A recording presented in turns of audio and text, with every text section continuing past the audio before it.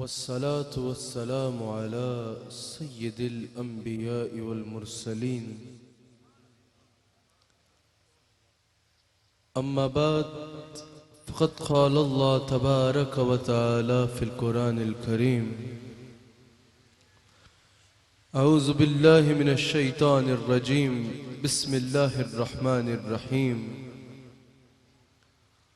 वमा अर्सलनाका इल्ला रहमतल लिल आलमीन सदक़ल्लाहुल अज़ीम व सदक़ रसूलुहुन नबियुल करीम। सच्चा हमारा मालिक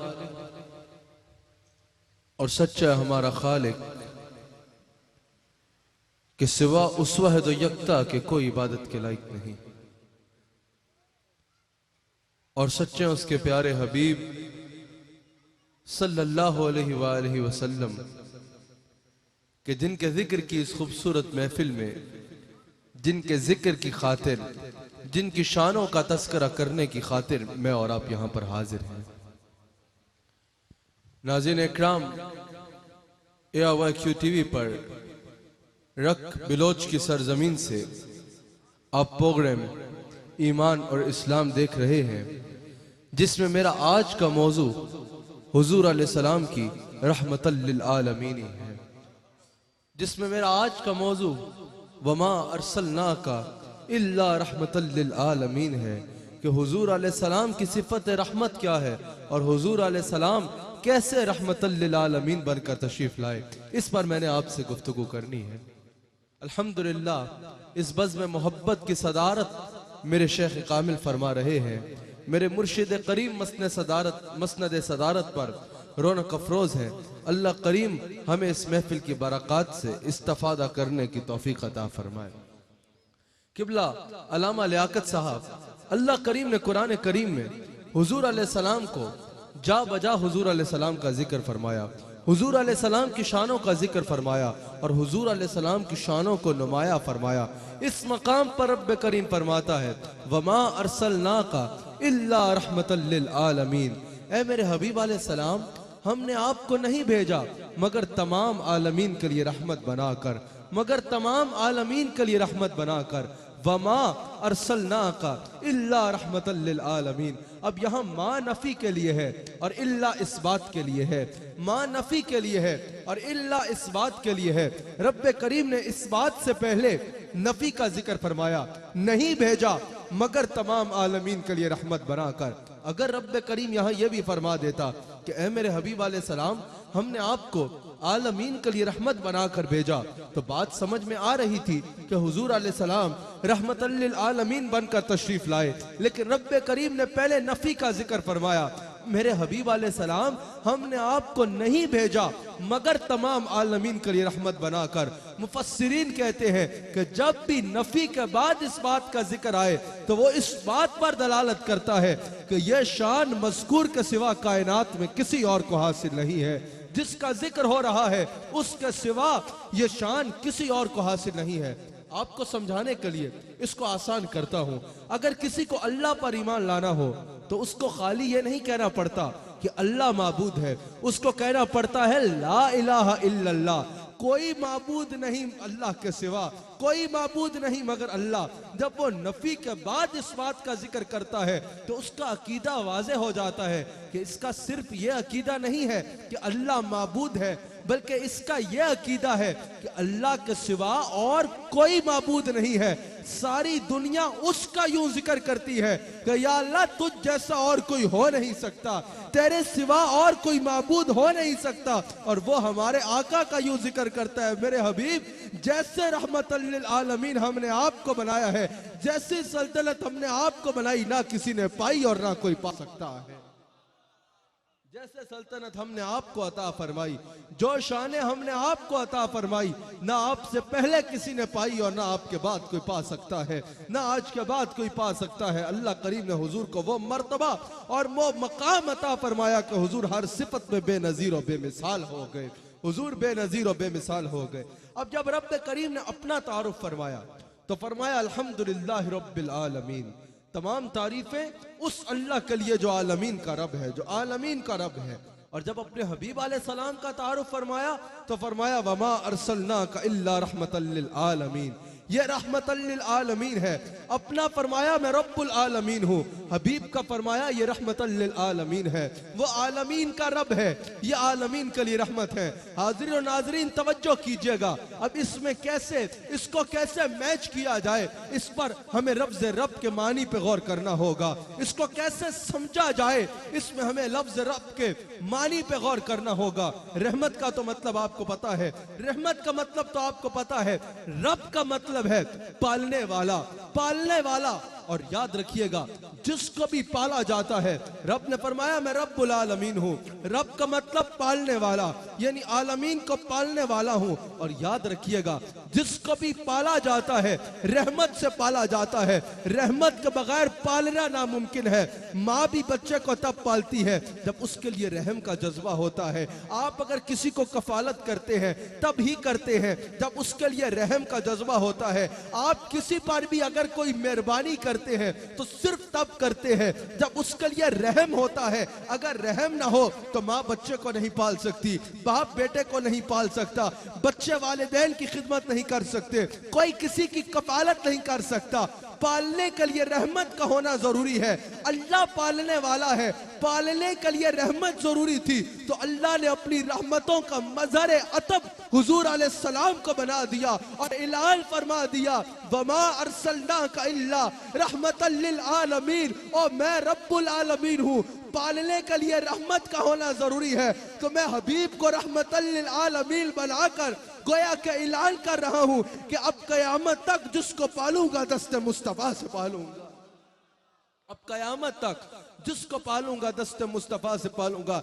ये कह के अल्लाह ने सारे आलमीन को मुस्तफा का मोहताज बना दिया, क्योंकि हर एक को रहमत की जरूरत है तो हर एक रहमतल लिल आलमीन का मोहताज है, हर एक रहमतल लिल आलमीन का मोहताज है। याद रखिएगा बाकी हर रहमत जो है ना उसमें जहमत का पहलू मौजूद होता है। अगर एक हद तक रहे तो वह रहमत है, अगर उससे तजावुज कर जाए तो वह जहमत में बदल जाती है। मिसाल के तौर पर अगर बारिश नहीं हो रही हो, बारिश नहीं हो रही हो तो आप क्या दुआ मांगते हैं, या अल्लाह रहमत बरसा दे। वही रहमत अगर हद तक बरसे तो आप उसको रहमत कहते हैं। ज्यादा बारिश हो जाए तो घरों की छतें गिरा देती है, सैलाब आ जाता है, वो रहमत में बदल जाती है। हवा का चलना रहमत है, लेकिन अगर तेज चले तो परेशानियां हो जाती है, तबाहियां पड़ जाती हैं। खाना पीना रहमत है। कुछ लोगों को ज्यादा डपने की आदत होती है, ओवर ईटिंग की वजह से बीमारियां हो जाती हैं, बीमारियां हो जाती हैं। चले ये तो दुनिया की मिसालें हैं। हर नबी अल्लाह की रहमत। हुजूर अलैहिस्सलाम से पहले हजरत आदम अलैहिस्सलाम से लेकर हजरत ईसा अलैहिस्सलाम तक जितने अंबिया आए सब रहमत बनकर आए, सब रहमत थे, लेकिन सिर्फ उनके लिए जिन्होंने उनकी इत्तबा की। हर नबी रहमत, किसी नबी के रहमत होने में कोई दूसरी राय नहीं, लेकिन वो उन्हीं के लिए रहमत थे जिन्होंने उनकी इत्तबा की। अगर किसी ने उनकी मुखालिफत की, अगर कोई उनके सामने आया और उनकी तौहीन की तो उन नबी ने उसके लिए दुआए ज़रर की। कुरान करीम में हजरत नूह अलैहिस्सलाम की, हजरत मूसा अलैहिस्सलाम की, हजरत इब्राहीम अलैहिस्सलाम की दुआए ज़रर का जिक्र है जो उन्होंने कौमों के लिए की, उन्होंने अपनी कौम के लिए की जिन्होंने उनकी नाफरमानी की। हर नबी रहमत, लेकिन अगर किसी ने उनकी मुखालिफत की तो उन्होंने उसके लिए दुआए ज़रर की, जिसके सबब कौम पर अल्लाह का अजाब आया। लेकिन हुजूर अलैहिस्सलाम की जात वाहिद वो जात है जो सरापा रहमत है। हुजूर में जहमत का कोई पहलू मौजूद नहीं है, हुजूर में जहमत का कोई पहलू मौजूद नहीं है, हुजूर अलैहिस्सलाम में जहमत का कोई पहलू मौजूद नहीं है। अगर हजरत मूसा अलैहिस्सलाम के सामने आया, जमीन में धंसता गया, धंस गया, अगर उसने मुखालफत की तो ऐसा अजाब हुआ कारून को। अगर पहलों के सामने तौहीन की गई तो उन्होंने दुआए ज़रर की और उसका सबब कौम पर अजाब आया। लेकिन अगर हुजूर की तौहीन की गई, ताइफ में हुजूर पर संगबारी की गई, हुजूर ने दुआए ज़रर ना की, जिब्रील आए कि या रसूल अल्लाह एक इशारा करे तो पहाड़ों को इनके ऊपर गिरा डालो। हुजूर ने फरमाया गिर तो जाएंगे या मिट तो जाएंगे, लेकिन फिर मेरी रहमत लिल आलमीन कहाँ जाएगी, फिर मेरी रहमत लिल आलमीन कहाँ जाएगी। अरे मैं सिर्फ मदीने या मक्के या मुसलमानों के लिए नहीं, बल्कि मैं आलमीन के लिए रहमत बन के आया हूँ, मैं आलमीन के लिए रहमत बन के आया हूँ। हुजूर अलैहिस्सलाम से एक दफा सहाबा ने कहा कि या रसूल अल्लाह, पहले नबियों के सामने अगर कुफार ने तौहीन की तो उन्होंने उनके लिए दुआए ज़रर की और उन पर अजाब आ गया। सरकार आपके तो एक इशारे की बात है,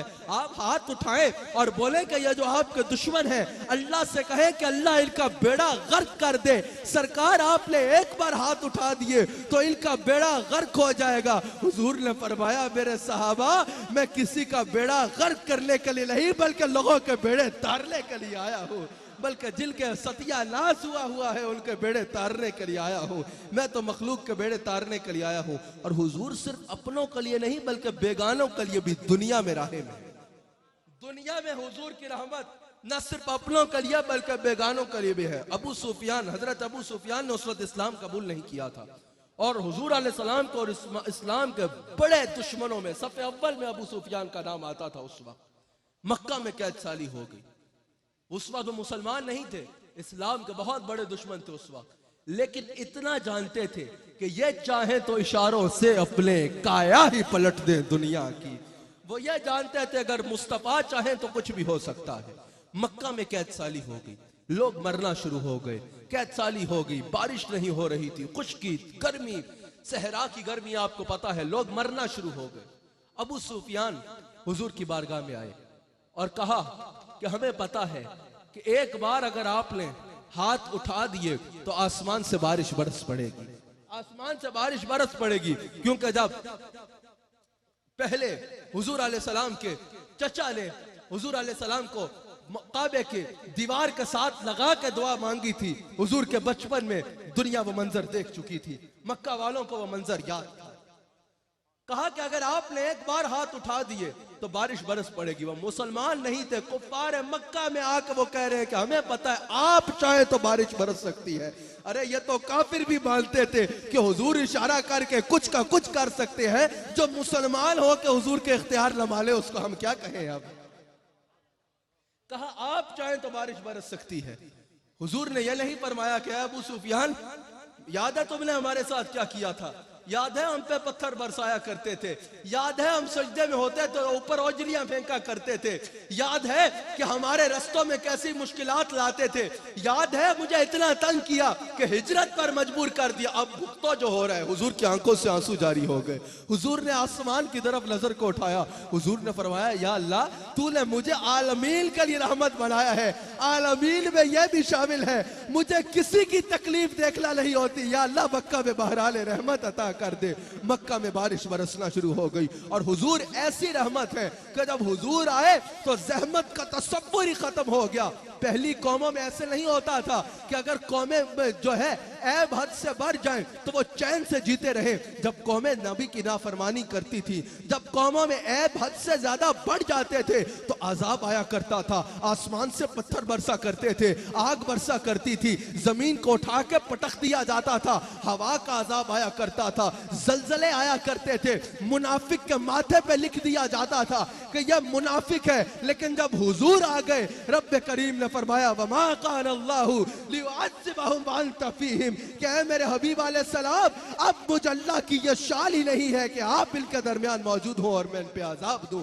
कुफार ने एक दफा हुजूर से कहा, इसी से पहली आयत में अल्लाह ने जिक्र फरमाया है कि अगर आप सच्चे हैं और हम झूठे हैं तो हम पे अल्लाह का अजाब क्यों नहीं आता। रब्बे करीम ने फरमाया अजाब देने पर कादिर हूँ, दे सकता हूँ, पर तुम में आमिला का लाल मौजूद है जो रहमतल लिल आलमीन बन के आया है।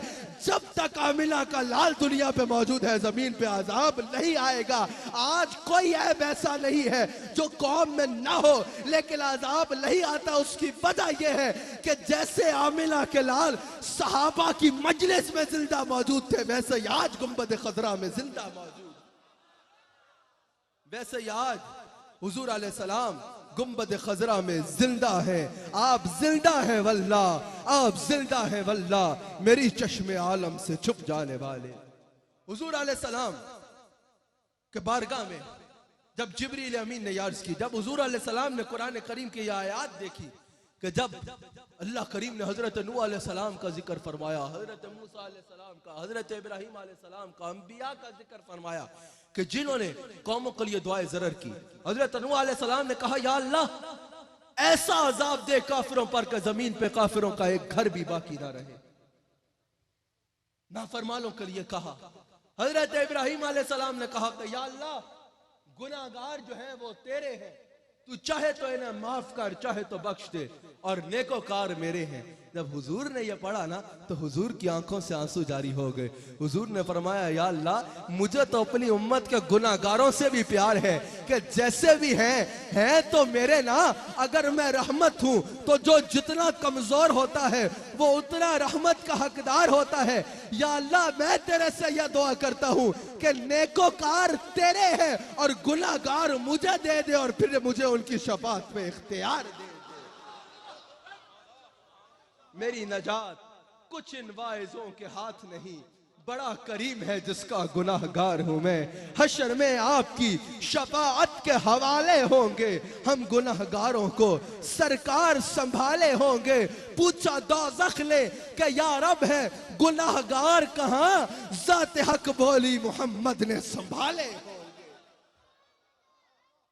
अरसाए हशर में आमाल जो काले होंगे, सब के सब आपकी रहमत के हवाले होंगे। और जन्नती हम हैं कि हमें उनकी शफाअत पे यकीन, अरे वो जो मुनकिर है जहन्नम के हवाले होंगे।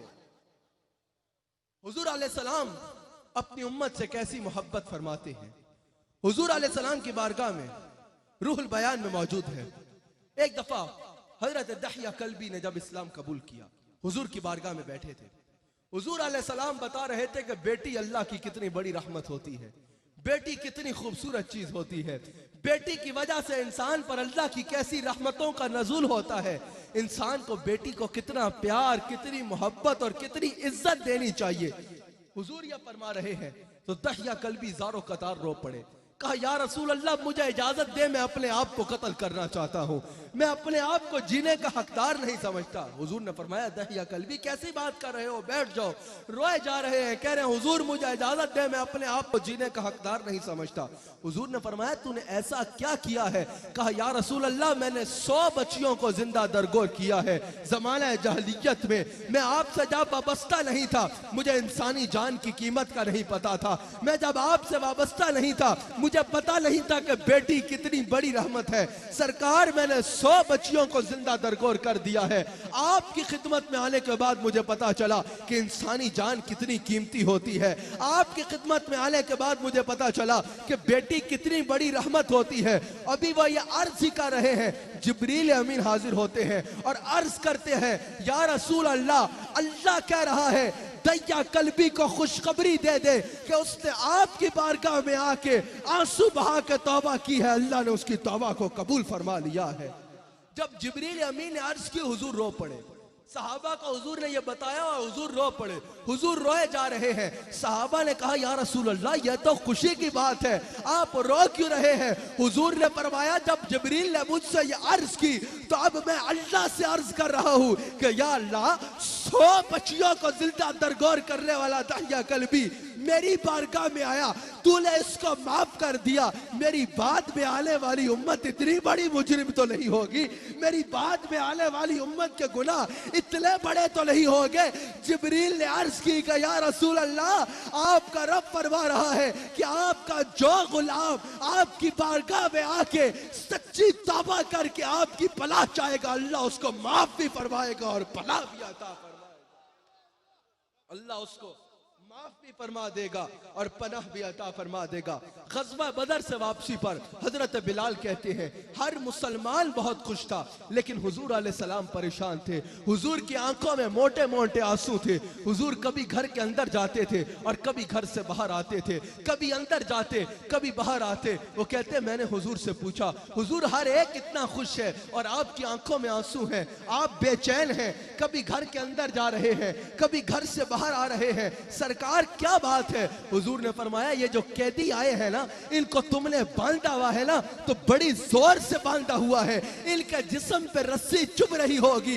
इनकी तकलीफ का मुझे ख्याल आता है, जिससे मुझे नींद नहीं आ रही, जिससे मुझे नींद नहीं आ रही। वो कैदी हुजूर पर हमला करने आए थे, लेकिन हुजूर कह रहे हैं, इनकी रस्सियों को ढीला करो, इनके जिस्म पे रस्सी चुभ रही होगी, मुझे नींद नहीं आ रही। और बलोचो, रसूलुल्लाह के गुलामों, जरा तसव्वुर करो, अगर हुजूर के दुश्मन के जिस्म पे रस्सी बांध दी जाए तो जिस नबी को दुश्मन के बदल पे रस्सी गवारा नहीं है, उसको गुलाम के बदल पे आतिश दोज़ख कैसे गवारा होगी? उसको गुलाम के बदल पे आतिश दोज़ख कैसे गवारा होगी? किबला मुफ्ती आमिर साहब, ये बलोचों का इज्तिमा है माशाअल्लाह, ये बलोचों का इज्तिमा है जो हुजूर अलैहिस्सलाम की मोहब्बत में बैठा है, हुजूर अलैहिस्सलाम का जिक्र सुन रहा है। मैंने बलोच इसलिए कहा ताकि हमारे AIQ-TV के नाजरीन देखें कि अल्हम्दुलिल्लाह पाकिस्तान में कोई पंजाबी हो, कोई सिंधी हो, कोई पख्तून हो, कोई बलोच हो, जो भी हो, ये सब कुछ बाद में है, वो हुजूर का गुलाम पहले है। ये मुस्तफ़ा के गुलामों की धरती है, ये मुस्तफ़ा के गुलामों की धरती है। देखो ये हजारों बलोच किस तरह अपने आका का मिलाद मना रहे हैं माशाअल्लाह। हुजूर अलैहिस्सलाम रहमतुल लिल आलमीन है। जब मक्का फतह हुआ ना, तो जो हुजूर अलैहिस्सलाम के दुश्मन थे, आपको पता है ना सबको, क्योंकि उस तफसील में जाने का वक्त नहीं है कि कुफ्फार मक्का ने हुजूर पर किस तरह सितम के पहाड़ गिराए थे, कितनी तकालीफ देने की कोशिश की थी। जब मक्का फतह हुआ ना, जब वो सारे कुफ्फार मक्का और जो उनके सरदार हैं, जिन्होंने मुसलमानों पर इतने सितम किए जिसकी कोई हद नहीं है, जिसकी कोई हद नहीं है, ऊंटों के साथ बांध के जिस्म को फाड़ दिया जाता था, गरम रेत पर लिटा के कोड़े मारे जाते थे, जिस्म के टुकड़े टुकड़े कर दिए जाते थे, सिर्फ गुलाम मुस्तफा होने की सजा के तौर पर। जब मक्का फतह हुआ, हर एक सोच रहा था आज हुजूर के साथ 10,000 का लश्कर है, मक्का में दीन तख्त पे आ चुका है, जो चाहे कर डाले। सबको पता था आज इनकी खैर नहीं है। जब वो सारे कैदी बल के एक मकाम पर इकट्ठे थे, हुजूर उनके पास गए, हुजूर ने फरमाया तुम्हें याद है ना तुमने मेरे साथ क्या किया, अब बताओ तुम्हें मेरे से क्या गुमान है, अब तुम्हें क्या लगता है कि मैं तुम्हारे साथ क्या करूंगा? सारे एक जुबान होके बोले कि अल्तल करीम उब्तल करीम, आप करीम हैं, आप करीमों के बेटे हैं, आप खुद भी करीम, आपका बाप भी करीम, आपका दादा भी करीम। करीबों से करम के सिवा किस चीज की तवक्को की जा सकती है? अरे चश्मे फलक ने ऐसा ज़र्फ किसी का ना देखा होगा, चश्मे फलक ने ऐसा कलेजा किसी का ना देखा होगा, चश्मे फलक ने ऐसी सखावत किसी की ना देखी होगी। खुदा की कसम, हातिम ताई जैसे सकीबी सर झुका के आमिला के लाल की इस सखावत को सलाम करते रहे तो हक अदा नहीं हो सकता। मुस्तफा ने फरमाया जाओ, मैंने तुम सबको माफ फरमा दिया।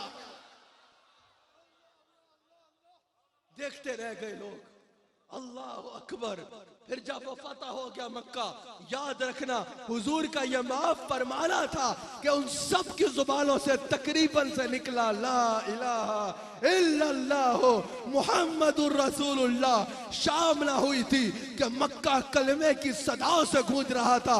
मुस्तफा ने सिर्फ कहा नहीं बल्कि करके दिखाया कि तलवार से सिर्फ क़ित्ता ज़मीन पे हुकूमत की जा सकती है, लेकिन अखलाक से दिलों पे हुकूमत की जा सकती है। अखलाक वो हथियार है जिससे दिल जीते जा सकते हैं। याद रखना मुसलमानों, दीन तलवार से नहीं फैला, इस्लाम तलवार से नहीं फैला, बल्कि इस्लाम मेरे आका के अखलाक से फैला है। इस्लाम मेरे आका के अखलाक से फैला है।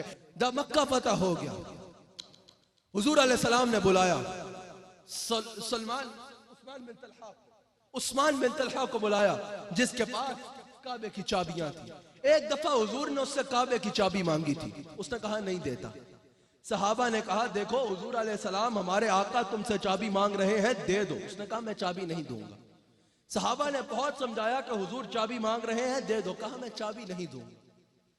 आज मक्का फतह हो चुका है, हुजूर ने कहा चाबी दो। अब वो परेशान है, देनी है, जाहिर है मजबूर है, क्योंकि अब फतह हो चुका है। चाबी निकालता है और दिल में सोच रहा है काश उस दिन दे देता तो आज ये मसला ना आता, आज ये चाबी मुझसे ना जाती।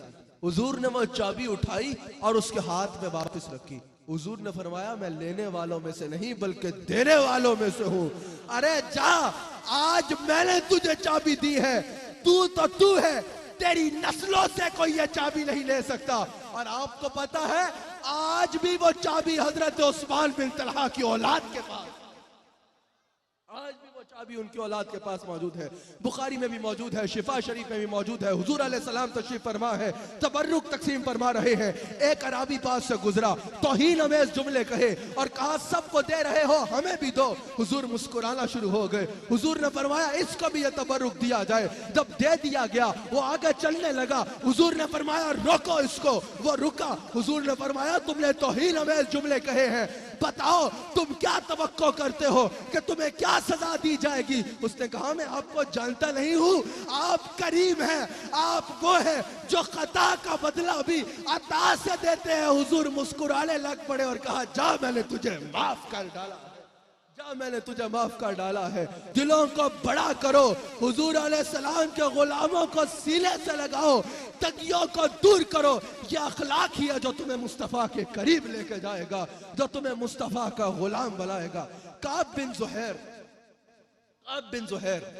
उन्होंने एक दफा इस्लाम कबूल नहीं किया था, शायर थे, हुजूर अलैहिस्सलाम के खिलाफ कुछ शेर कह दिए। सहाबा बड़े गुस्से में उसको ढूंढ रहे हैं।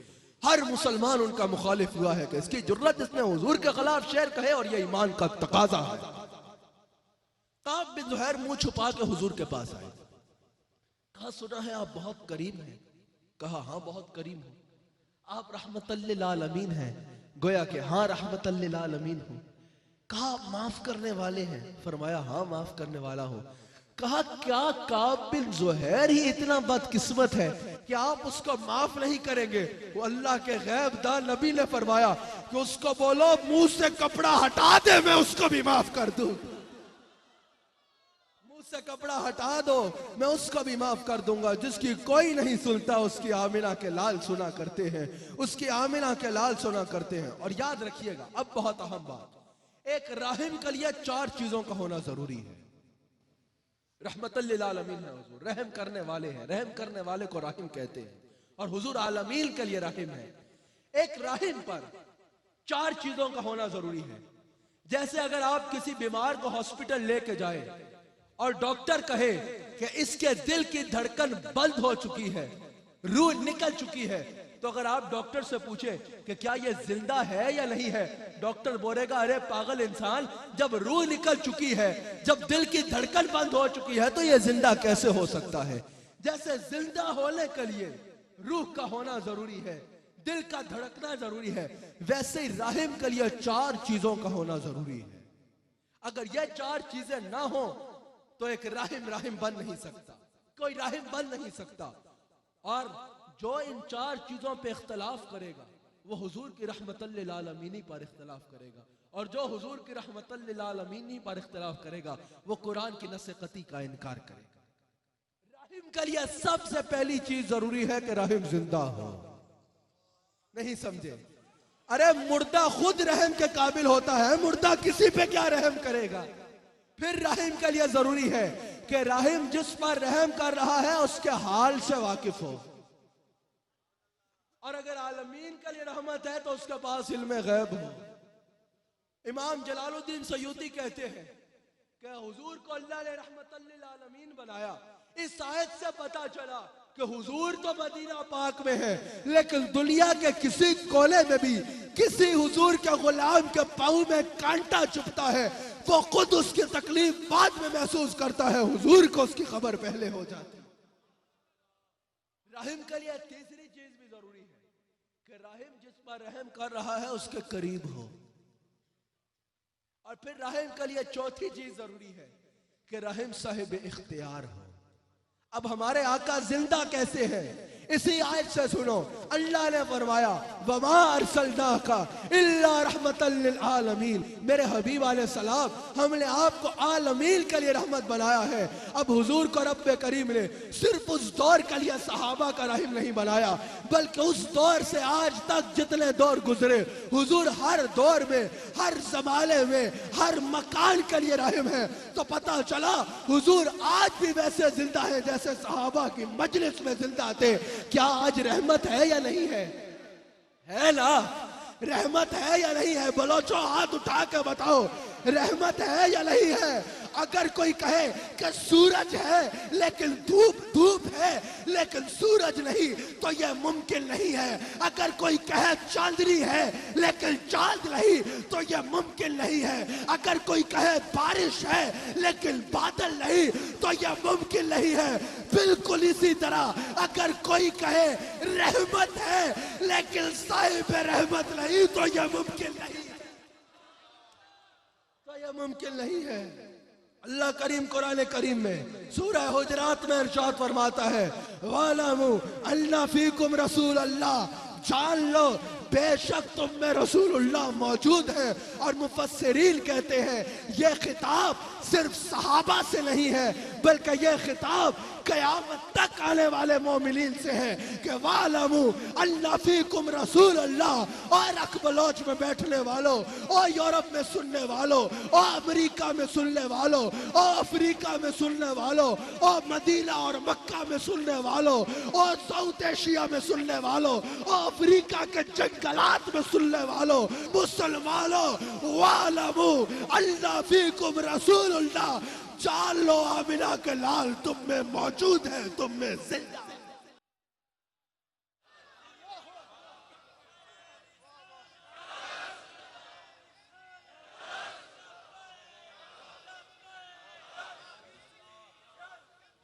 और हुजूर अलैहिस्सलाम की हयात की एक बहुत बड़ी दलील वस्तगफर लहुमुर रसूल भी है। जब अल्लाह ने कुरान में फरमाया वलवन्नहुम इज़्ज़लमू अनफुसहुम जाऊका फस्तगफिरुल्लाह वस्तगफर लहुमुर रसूल लवजदुल्लाह तव्वाबर रहीमा, कि जब भी अपनी जानों पे जुल्म कर बैठो, हमारे हबीब की बारगाह में हाजिर हो जाओ, वहां जाके मुझसे माफी मांगो। खाली तब बात नहीं बनेगी, फिर ये तुम्हारी सिफारिश करें। सिफारिश करने के लिए जरूरी है पहले तो देखेंगे कौन आ रहा है, फिर देखेंगे क्या मुराद लेके आ रहा है, फिर देखेंगे रो रहा है, फिर देखेंगे क्यों रो रहा है, उसकी फरियाद को जाने और फिर अल्लाह से सिफारिश करें। मुर्दा इल्म से कुछ नहीं कर सकता, मुर्दा इल्म से कुछ नहीं कर सकता। तो पता चला वस्तगफर लहुमुर रसूल हुजूर की हयात की सबसे बड़ी दलील है। एक बड़ी दलील है, किबला मुफ्ती आमिर साहब मेरे से किसी ने कहा कि वस्तगफर लहुमुर रसूल का हुक्म सिर्फ उस दौर के लिए था, तो मैंने कहा फस्तगफिरुल्लाह का हुक्म भी इस आयत में ही है, क्या यह भी सिर्फ उस दौर के लिए है? कहा नहीं, फस्तगफिरुल्लाह का हुक्म हमेशा के लिए है। मैंने कहा फिर यह दोनों हुक्म मुल्तसिल आए हैं, जैसे फस्तगफिरुल्लाह का हुक्म हमेशा के लिए है, वैसे ही वस्तगफर लहुमुर रसूल का हुक्म भी हमेशा के लिए। जैसे अल्लाह से मांगने का हुक्म हमेशा के लिए है, वैसे ही मेरे मुस्तफा से मांगने का हुक्म हमेशा के लिए है। जब अल्लाह ने कुरान में फरमाया लक़द मन्नल्लाहु अलल मुमिनीना इज़ बअसा फ़ीहिम रसूला, यह भी हुजूर की हयात की दलील है। हुजूर की हयात की सारे दलाइल जो मैं दे रहा हूँ कुरान से दे रहा हूँ। लक़द मन्नल्लाहु अलल मुमिनीना इज़ बअसा फ़ीहिम रसूला, कि हमने मोमिनीन पर एहसान किया कि उनमें अपने रसूल को मबूस फरमाया, उनको अपने हबीब अता फरमाए। अब मुझे बताओ क्या ये एहसान सिर्फ सहाबा पे था या हम पे भी है?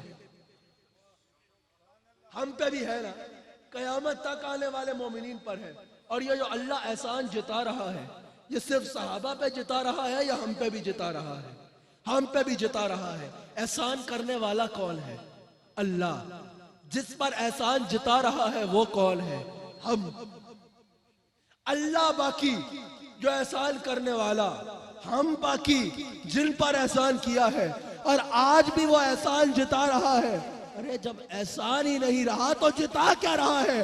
पता चला अल्लाह भी बाकी है जिसने एहसान किया है, हम भी बाकी है जिन पर एहसान हुआ है, और वो एहसान भी बाकी है जो रसूलुल्लाह की सूरत में मौजूद। यह तो हुआ कि हमारे आका जिंदा है। जरा हाथ उठा के बताओ ना कि हर बेअसूल के लिए फितरी असूल जिंदा है। चुभल में रह के भी कांटों की फूल जिंदा है।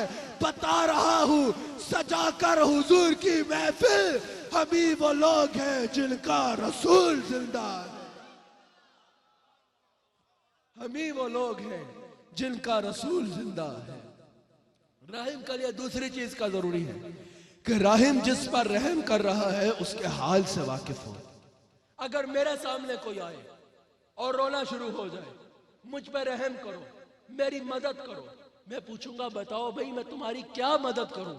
वो कहे भाई मैं ये नहीं बताता मेरी मदद क्या करो, बस मेरी मदद करो। मैं कैसे करूंगा जब मुझे पता ही नहीं है कि उसका मसला क्या है? कोई डॉक्टर के पास जाए, वो कहे मुझे दर्द हो रहा है, डॉक्टर पूछेगा कहाँ दर्द हो रहा है, वो कहेगा ये मैं नहीं बताता। डॉक्टर उसकी तकलीफ कैसे जान सकता है? राहिम के लिए जरूरी है कि हर एक से वाकिफ हो और हर एक के हाल से वाकिफ हो, हर एक के हाल से वाकिफ हो। जैसे हुजूर वाकिफ है कि जब अबू हुरैरा हुजूर की बारगाह में आके रो रहे हैं, हुजूर ने यह नहीं पूछा अबू हुरैरा क्यों रो रहा है, हुजूर ने फरमाया या अल्लाह अबू हुरैरा इसलिए रो रहा है कि इसकी माँ साहिब ईमान नहीं है, इसकी माँ को ईमान की दौलत अता फरमा। अबू हुरैरा घर गए, दरवाजा खटकाया, माँ गुस्ल कर रही थी। माँ ने कहा अबू हुरैरा दरवाजा तब खोलूंगी जब मुझे अपने नबी के कदमों में लेके जाएगा। पता चला हुजूर हर एक के हाल से वाकिफ है। एक औरत थी, उसका गूंगा बच्चा था, वह हुजूर की बारगाह में उसको लेके आ रही थी और हुजूर की बारगाह में लाते हुए सोच रही थी मैं हुजूर तक कैसे पहुंचूंगी, मैं हुजूर से कैसे कलाम करूंगी, मैं हुजूर से बात कैसे करूंगी, हुजूर का रोब दबदबा ऐसा है, मैं हुजूर अलैहिस्सलाम से कैसे कलाम करूंगी, हुजूर को किन अल्फाज में बताऊंगी, हुजूर से कैसे कलाम करूंगी कि मेरा बच्चा गूंगा है इसको जुबान दे। वो अभी सोच ही रही थी, हुजूर की बारगाह में पहुंची। इससे पहले कि वो कुछ अर्ज करती, हुजूर ने गूंगे बच्चे से सवाल किया बताओ मैं कौन हूं। हुजूर ने उस गूंगे से पूछा बताओ मैं कौन हूं। वो गूंगा बोला और हलक से आवाज निकली कि आप अल्लाह के सच्चे रसूल हैं,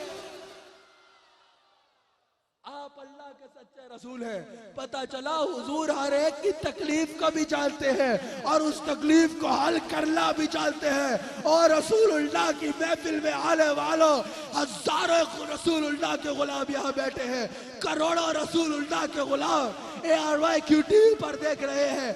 जान लो रसूलुल्लाह तुम्हारे नाम से भी वाकिफ है, तुम्हारे हाल से भी वाकिफ है, तुम्हारी परेशानियों से भी वाकिफ है और उनको हल करना भी जानते हैं। फिर रहम के लिए जरूरी है कि रहम जिस पर रहम कर रहा है उसके करीब हो। रहम जिस पर रहम कर रहा है उसके करीब हो।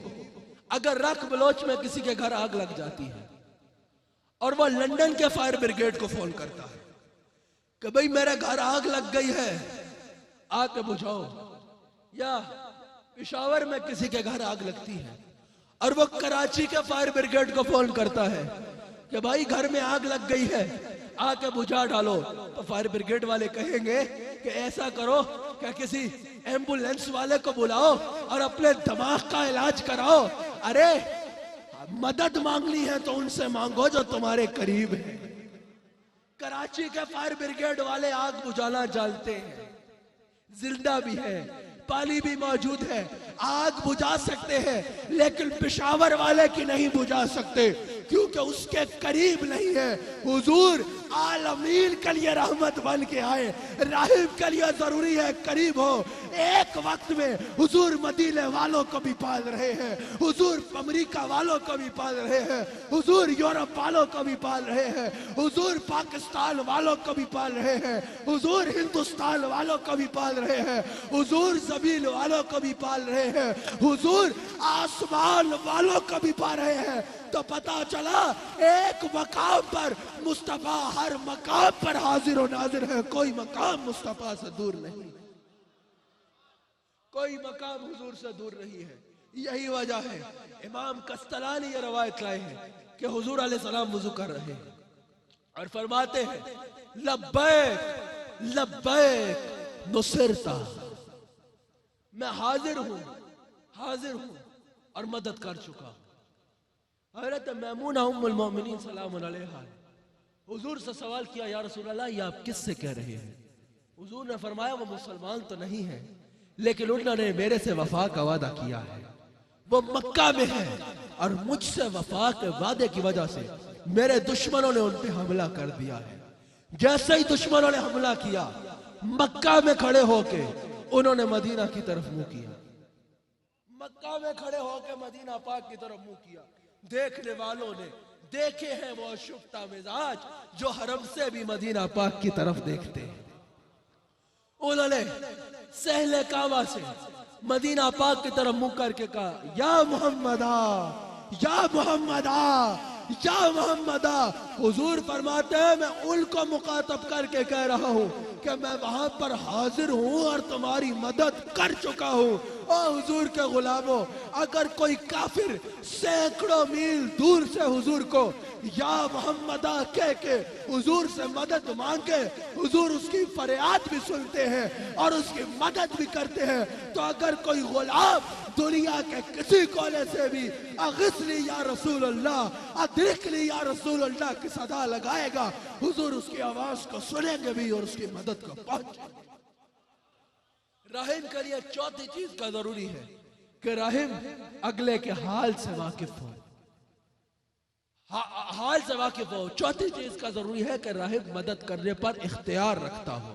हुजूर फरमाते हैं, बुखारी में मौजूद है, अल्लाह ने मुझे जमीन के, अल्लाह ने मुझे अपने तमाम खजानों की चाबियां दे दी हैं। और इमाम अब्दुल रऊफ मनावी फैजुल कदीर में लिखते हैं कि इस हदीस की में ये पता चला, इस हदीस की तशरीह में इमाम अब्दुल रऊफ मनावी कहते हैं कि जब हुजूर ने यह फरमाया कि अल्लाह ने मुझे तमाम खजानों की चाबियां दे दी है, तो इससे पता चला तमाम खजानों की जो अता है उसको अल्लाह करीम ने दस्ते मुस्तफ़ा के साथ खास फरमा दिया है। अब कयामत तक अल्लाह के किसी खजाने से कोई चीज नहीं निकलेगी, अगर निकलेगी तो दस्ते मुस्तफ़ा से निकलेगी। और मुफस्सिरीन फरमाते हैं, मुहद्दिसीन फरमाते हैं, सूफिया फरमाते हैं कि हुजूर अलैहिस्सलाम को अल्लाह करीम ने लफ्ज़ कुल पर भी इख्तियार दे दिया है कि मेरे हबीब अलैहिस्सलाम आपको मैं लफ्ज़ कुल पर इख्तियार देता हूँ, जब चाहे कुल कह के आप भी जो चाहे कर डालें। यही वजह है कि हुजूर अलैहिस्सलाम ने घोड़े पे आते हुए शख्स को इशारा किया था कि तू जो भी है अबुल कैसमा में तब्दील हो जा। जब उसके मुंह से कपड़ा हटा तो वो शख्स कोई और था, लेकिन अबुल कैसमा में तब्दील हो चुका था। नाज़रीन इकराम, इसके साथ ही ईमान और इस्लाम के आज के प्रोग्राम का वक्त अपने इख्तिताम पे पहुंचता है। इंशाअल्लाह अगले हफ्ते इसी चैनल पे इसी वक्त एक नए मौजू के साथ आपसे फिर मुलाकात होगी। तब तक के लिए मुझे इजाजत दीजिए। अल्लाह करीब मुझे और आपको हुजूर अलैहिस्सलाम का वफादार रखे।